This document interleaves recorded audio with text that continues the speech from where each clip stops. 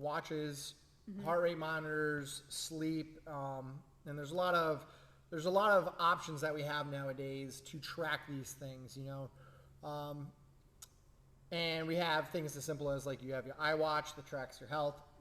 You have Fitbits, which has been around forever.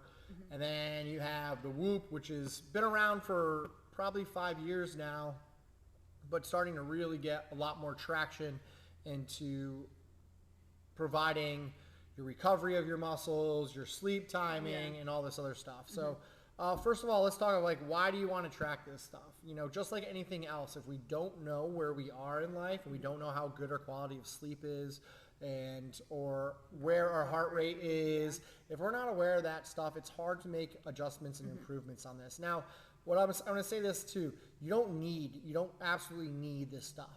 Okay, you do not. This is cool stuff to have. Gucci gear is what I like to call it. You know, if you're truly if you're training hard, then absolutely I suggest getting and using these. But in general, we don't need to have these things, but they're cool to have. And they're also good gifts as well. So let's talk a little bit first about heart rate monitoring. We want to make sure that we can create as much variability in the heart rate on a day-to-day basis. And when we make that variability in our heart rate, it's the same thing that we were talking about earlier with changing our temperature of our body from going hot to cold. It puts a lot of stress on our body. And a lot of people are like, well, you don't want to stress your heart out because you could shorten your life. No, we're stressing that muscle out. We want to look at it that way.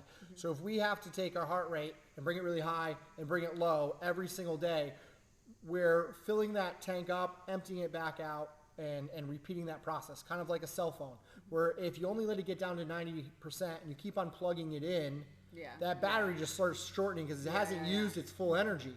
Well, the heart's the same way. If you're not getting it high and getting it low every day, I feel like my hands are going to be so distracted throwing stuff. But if you're not getting it high and low every day, then you're not exercising that heart that you need to have. So what are some numbers that we could talk about for what people should be looking at for like, if we're trying to get our heart rate into a fat burn beats per minute?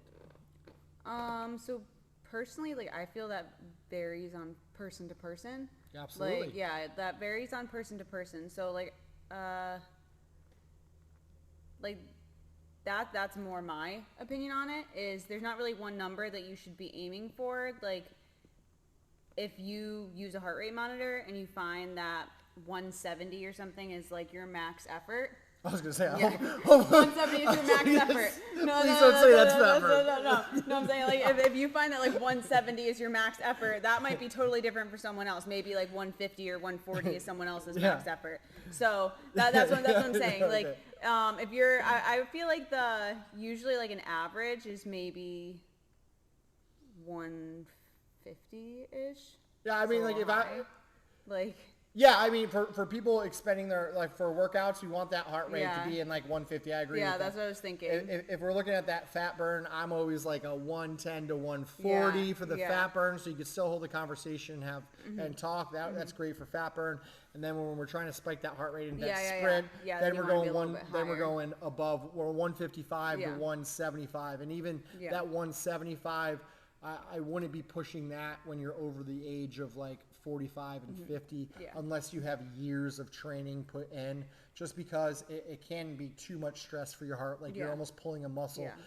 You can pull that muscle in the heart when you go way too high, especially if you have risk of heart disease or heart attacks in your family.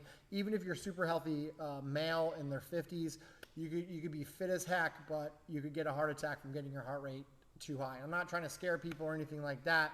And I would say ask your doctor, but don't ask your doctor, because they're only going to tell you what they read off a piece of paper and give you some pills for it. Yeah. So like what I would say, so I have kind of mixed opinions, I guess, or mixed views on a heart rate monitor. I think it's good information, but that's really all I think it is. It's just information. I don't think you should base your workout on a heart rate monitor, because one, your heart rate monitor may not be 100% accurate. And what if you have your heart rate monitor and it's showing you that you're like in the red zone, but you're not really breathing that hard, and you like, it's a sprint workout? You shouldn't be holding back based on your heart rate monitor if you think you have a little bit more left in the tank. Or same thing, if you're not really breathing, like you're okay, you're in control of your heart rate, but your heart rate monitor is saying like you're again super high, you shouldn't, but you feel okay, you shouldn't be freaking out that your heart rate is way too high.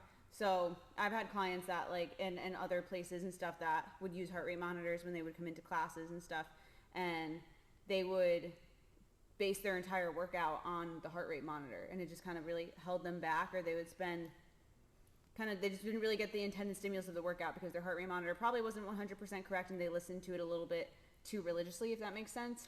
And that's kind of how I feel on them too. Like I've used heart rate monitors plenty of times in the military on every, we did a 5-mile run every Monday. And I remember using my heart rate monitor to do that stuff. And I realize I'm just looking at data, but that data, like you said, heart rate monitors, especially the ones on the wrist for watches, aren't really reliable. You have to get the ones that go to your chest if you want more reliability. Yeah, exactly. And the other aspect of that is like, if you truly want to do it right, buy the Whoop. Like don't like Fitbits are good and Apple Watches are good. Yeah. But if you're trying to get some real recovery data, you got to spend the money and buy the Whoop. It is hands down the best one that's on the market. It's like, it's pretty darn expensive, and it's expensive a monthly subscription. But if you're truly like into like having data about your information, go right ahead. The other issue that I do have with like watches and those like health monitors is the calories on them are bullshit. Yeah, exactly. Like what's happening is like you'll hit an hour like group class and it'll say you burned 500 or 600 calories. Yeah, and be like, no, you probably didn't. You definitely didn't. You probably only burned like 300 calories. Exactly. And like everyone is so different. Everyone's body is so different. The amount that you burn is going to depend a lot on how much body fat you have, how much muscle mass you have. And like just your weight, metabolism. Your metabolism. Everyone's metabolism is different. There might be someone who weighs the same as me, but maybe my metabolism is a lot faster, a lot slower than theirs, so we're not going to burn the same in a workout. So, and it gives you false positives too. Then you're like, well, I just burned 600 calories today, so I'm gonna go smash an ice cream and this stuff. But in reality, you're actually not helping your fitness goals at all. And there is, and I want to put this out there is no app, company, there is nothing in this world, nothing that could actually tell you exactly how many calories you burned. Yeah, exactly. There is nothing, because there's residual burn as well too, that after you get done with the workout for the next couple hours, if you that you're going to be burning calories.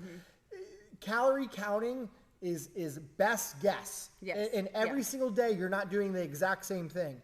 You're not moving the exact same way. You're not doing the exact same movements. You're not waking up the same time. You're not having the same recovery. You're not having all this other stuff. So when we do nutrition, like don't get me wrong, calorie counting can work. But you have to set up your own data and be like, all right, this is what I'm eating. How does my body work with it? Okay, did this way. Let me reduce the calories. Instead of being like, I ate this many calories and I worked out this much, so I get to subtract those from it. And you don't need to, if you're going to calorie count, you need to make sure that you set a number of calories you're going to eat for the day. Don't adjust to any fitness levels, and then adjust it as you need, or weigh that. And like I said, that's why we're not huge on calorie counting at all, and I'm gonna say we're not really on calorie counting at all. And like I said, Nadine does all intuitive eating, and she could help you whether you should be tracking macros or not. But with those apps, and just keep that in mind too, that information is just a guess. It's just a guess, and it's a good selling point. It's a good marketing aspect of it. But I mean, that's why it's all about tying into you and understanding your health and understanding your body. It's the same thing if you go to the doctor. Like, your pain is the most important thing to you. It is not the most important thing to the doctor. Yeah. And they're going to give you some ideas of what you can do and how to help yourself and send you on the way and give you a script. And then you're going to come back and then you're like, why didn't the doctor know this? Why didn't I do this? And what you have to realize is that's what we talk about, that you are in charge of your own health. Like, this, your health, your fitness, your food, your being is, no one else is going to do that for you. And if you're relying on doctors, or even if you're relying that primal path is going to do everything for you and stuff like that, it doesn't matter. No matter how good a program is or how bad a program is, it's all about your intent. How do you attack it? And the effort that you're putting in. Okay? You could have the best fitness coach in the world and still not reach your goals. You could have the worst programming in a gym and still reach your goals. So that's what we try to get you to realize. Like fitness as intended, nutrition as intended. It's all about you and helping you find ways to see that potential that you have to take control of your fitness, take control of your health, your nutrition, and all those aspects. Yep. If you guys got any questions on anything we do, always feel free to hit us up. Make sure that you subscribe to our channel, like us, follow us, do all that cool stuff for us because it helps us out, get our word out, and it also makes us continue to make these good videos.